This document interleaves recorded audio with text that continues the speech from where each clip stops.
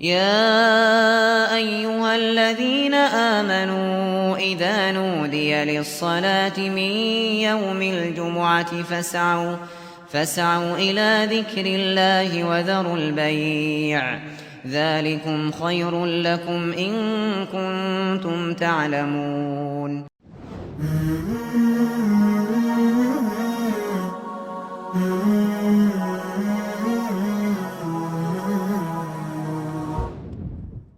إن الحمد لله نحمده ونستعينه ونستغفره ونعوذ بالله من شرور أنفسنا وسيئات أعمالنا من يهده الله فلا مضل له ومن يضلل فلن تجد له وليا مرشدا.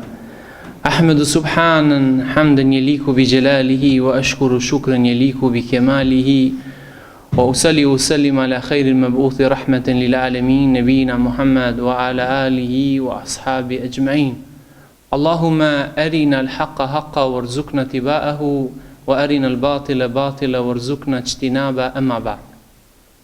Falëndrimet, lavdimet çdo herë I takojnë të madhit Allah Dhul Xhelal.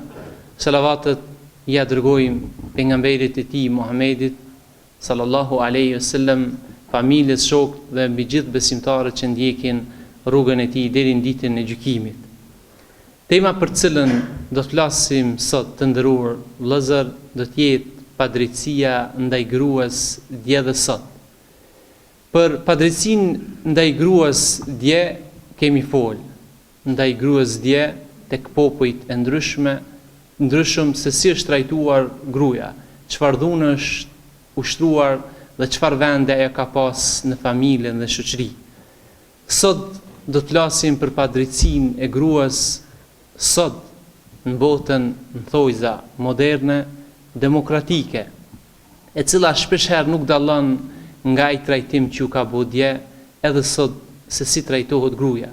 Ku mbar botën, mbar rruzëllin toksor, sot dhuna ndaj gruas llogaritet si një ndër shkeljet më të mëdha ndaj qenjes njerëzore që bëhen.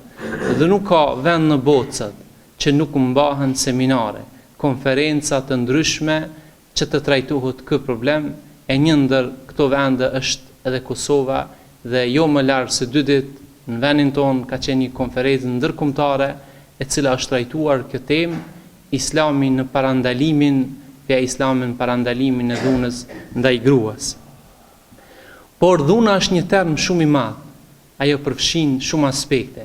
E ne sot do t'i shpalosim para juve se si bëhet padrejtësia ndaj gruas me metoda dhe mënyra të ndryshëm, kur njerëz të ligë, njerëz të cilët shikojnë vetëm interesin e tyre të xhepit, I bëjnë këto gjëra dhe pa menduar kur për pasojat e kësaj krijese e cila është vajzë, e cila është bi, e cila është nuse, e cila është nën e kështu me radhë.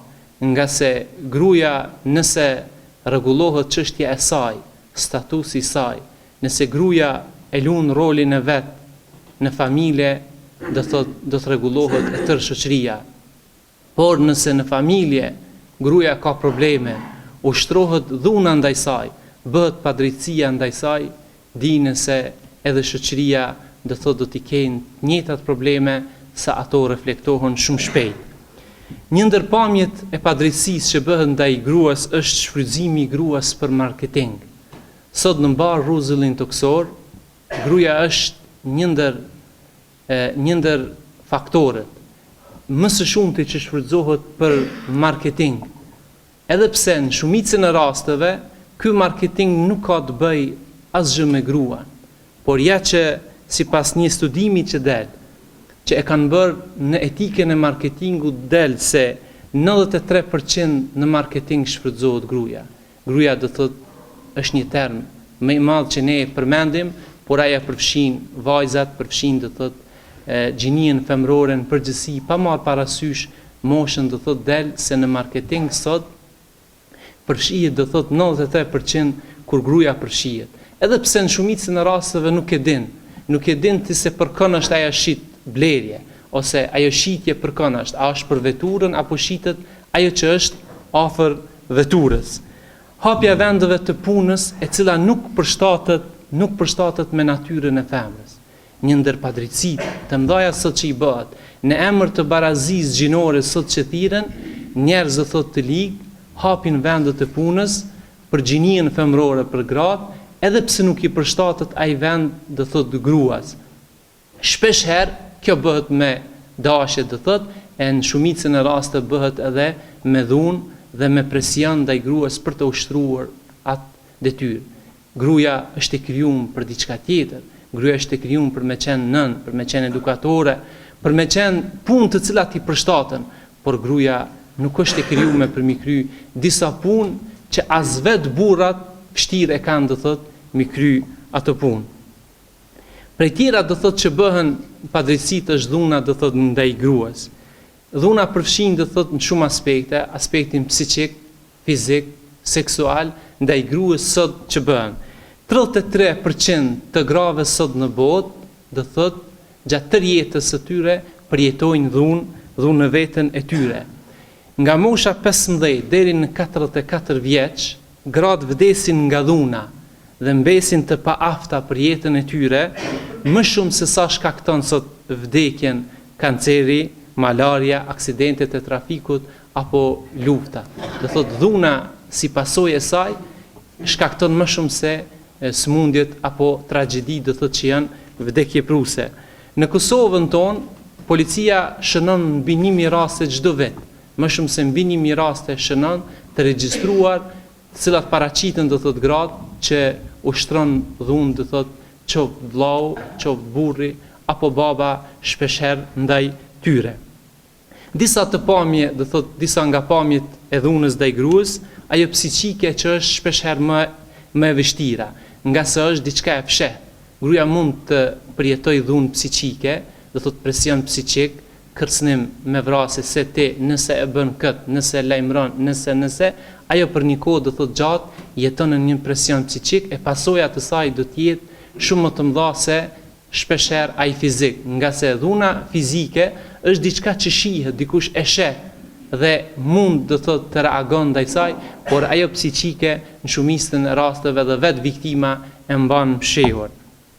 Dhuna fizike do thotë sipas statistikave në Amerikë del se 17% të grave të cilat e vizitojnë emergjencën janë do thotë si pasojë e dhunës që kanë në familje. Do thotë kjo është një statistikë shumë e habitshme do thotë ku sot në botë dhuna ndaj gruas konsiderohet si një ndër problemet e para do thotë në aspektin social. Vetëm në Francë 1 milion gra do thotë përjetojnë dhunë gjatë tërë vitit, e që shpesh herë qenët do thotë macat, kafshët përjetojnë komoditet dhe respekt më shumë se sa qenja njerëzore që quhet grua apo nën. Dhuna seksuale që është një ndër pjesë e dhunës do thotë që ushtrohen ndaj gruas e që është një ndër telashet do thotë të mëdha që sot bota ballafaqohet, e viktimë kryesore është prap gruaja, është do thotë ky gest të cilët njerëz të ligë o ushtrojnë me presion, me dhunë, e sidomos në ato vendet ku gjinia do thotë femërore, gjinia mashkullore janë prezente. Pengmarrja është një krim sot që bota ballafaqohet, e viktima kryesor është do thotë është gruaja. Vetëm në Amerikë gjatë çdo minute do thotë 1.3 gra do thotë kindapohen ose marrën peng nga dorat e ligë të njerëzve të cilët më pas do thotë ato keqpërdoren në përçarçet e ndryshme. Tjetër pamje ose padrejtësi që i bëhet gruas është trafikimi me qenie njerëzore, me bo pazar, me shit, me bo tuxhar, me njeri, me insan. Që Allahu Dhul Xhelal do thotë e ka kriju njeriu në formën më të mirë, ja ka dhënë pozitën, e ja që njerëz e ligë e bojnë këtë. Edhe pse trafikimi me qenie njerëzore, kur e ndëgjojmë ne, dashur vëllezër besimtar, ai përfshin fëmijët, përfshin burrat, përfshin do thotë në përgjithësi qenie njerëzore, por viktima kryesore do thotë që është si pasojë do thotë që ushtrohet pa drejtësi janë do thotë janë gratë. 4 milion gra dhe vajza do thotë trafikohen gjatë një viti do thotë mbi rrezullin toksor. Do thotë që ato pastaj do thotë keq përdoren për çarçe, do thotë shiten nëpër vende, përdoren për punë, për gjana do thotë për shfrytëzime të ndryshme që këta njerëz i bëjnë. Privimi nga jeta martësore, Një ndër problemet sot, padrejësitë që bëhet ndaj gruas në botën e quajtur moderne demokratike, është privimi nga jeta martësore. Si bëhet kjo? Kjo bëhet do thot në atë që quajnë sot bashkëjetesë. Kur burri me pëlqimin e një femre, do thot e quaj një bashkëjetesë ku ata jetojnë me një vend, ose në shtëpinë do thot burrit ose të gruas, dhe për një kohë gjatë do thot nuk lidhin kontratë martësore. Ku kjo vjen si rezultat, ky burr nuk është i detyruar të shpenzoj për gruan e tij, nuk është i detyruar të lidh akt, se çdo minutë dhe çdo çast kur këtij teket i thot lam të mirë, dhe kjo gruaja do thot kjo e shkreta jeton në presionin edhe stresin se kur një ditë do thot shkëputet. Dhe kur asaj do thot i bie në mend pastaj më martu, dikur bëhet vonë se dikush e ka shfrytzu do thot, e ka shfrytzu jetën, trupin e gjithçka do thot të saj për qëllime do thot veta personale. Andaj një ndër padrejësitë që bëhen sot është edhe kjo që quhet sot bashkëjetesë, që quhet e vetë do thot bashkëjetesë, do thot bashkë kur të jetosh, duhesh do thot të krijosh familje, të ndish një përgjegjësi, të shpenzosh ndaj gruas, të krijosh kushte për jetesë, ndërsa kjo sot që quhet bashkëjetesë, kjo nuk ka të bëj asgjë bashk. Por do thot janë vetëm ato shfrytëzimet që bëhen do thot ndaj këtyre njerëzve. Dhe si rezultat do thot i padrejtësisë që vjen dhe për në fund ndaj gruas është edhe humbja e vetbesimit dhe qetësisë shpirtërore, dhe e fundit është do thot si rezultat i gjithë kësaj dhune sot që ushtrohet, vijnë do thot pasojat e smundjeve të ndryshme, si pasojë do thot e një dhune e një kohe gjatë që është ushtruar nga ajo, por do thot nuk ka pas do thot mundësi ose friga nga kërcënimi i burrit të saj, e kam shef një gjatë tillë dhe më vonë do thot pasojat kanë ardhur. Dashur vëllezër besimtar, cili është mesazhi jon për fund? Ne duhet të dimë se në këtë botë që kemi ardhur jemi të barabartë. Nuk ka dikush privilegj më shumë se tjetri. Por ne e dimi se në këtë botë që kemi ardhur, Allahu dhe Xhelal na i ka dhënë vendet, secili ka vendin e vet. Burri e ka vendin e vet dhe detyrat e veta që duhet t'i kryej. Gruaja e ka vendin e vet dhe detyrat me të cilat ajo është obliguar për t'i kryer. Por askush mos mendon se vetëm e ka emrin burr dhe vetëm pse je më i fuqishëm mund të bësh çdo gjë dhe çka të ndekë ty mbi gruan, mbi motrën, shpesh herë për fatkeq edhe mbi nanat. Kemi raste do thot shumëta të cilat nana si nanë vjen dhe ankohet për djalin e vet, për ejën e vet, ku jo vetëm ankesë, por për fatkeq edhe ushtrohen do thot edhe dhunë ndaj kujt, ndaj nanës, ajo që të ka bart, ajo që të ka lind, ajo që të ka rrit, e ti u boni një ditë burr, do thot mira nanës tënde do thot edhe me ushtru dhunë ndaj saj, pa marrë parasysh çfarë dhunë ushtrohet.